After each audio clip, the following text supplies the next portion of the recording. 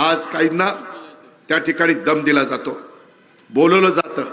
मी माझ्या 25 वर्षाच्या इतिहासात माझ्या तळेगावच्या मंडळींना मला सांगायचंय, कधी ज्याला स्वखुशीने यायचं असेल त्यांनी या। मी कधी फोडाफोडीचं राजकारण केलं नाही। त्याच्यामध्ये काँग्रेस पण लढायची, राष्ट्रवादी पण लढायचं, शिवसेनाही लढायची, त्याच्यामध्ये भाजप पण लढायचं।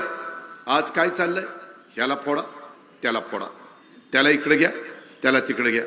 काहींना विचारलं का रे काय झालं, नाही राव दादा लईच दम दिला, माझी बांधकामं चालली ती थांबवल्यावर कसं व्हायचं।